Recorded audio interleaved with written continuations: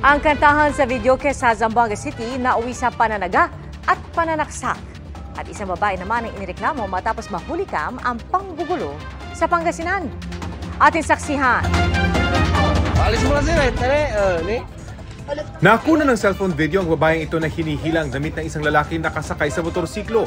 Agad namang umalis ang lalaki sa motorsiklo para iwasan ang babae. Pero ang babae biglang sinipa ang motorsiklo at nambato pa sa lugar.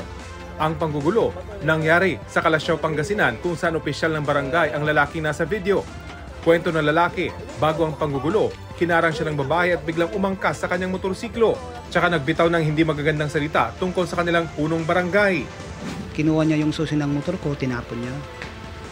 Tapos doon na yung naging commotion naming dalawa. Ayon sa punong barangay, lagi nang gugulo ang babae roon.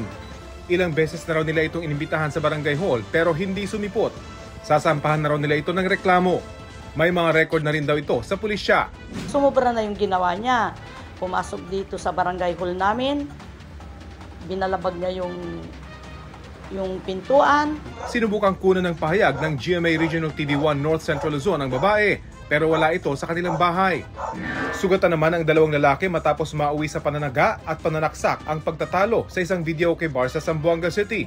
Ayon sa pulisya, kumakanta ang 29 anyos na biktima nang makiusap ang 39 anyos na suspect na siya naman ang kumanta. Hindi raw ito pumayag kaya kumuha ng itak ang suspect at saka tinaga ang biktima. Pero nakaganti pa ng saksak ang biktima matapos makakuha ng patalim sa lugar. Agad silang dinala sa ospital.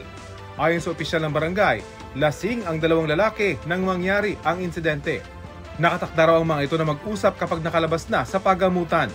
Para sa GMA Integrated News, Rafi Tima ang inyo, saksi!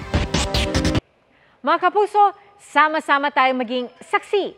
Mag-subscribe sa GMA Integrated News sa YouTube at para sa mga kapuso abroad, samahan niyo kami sa GMA Pinoy TV at sa www.gmanews.tv.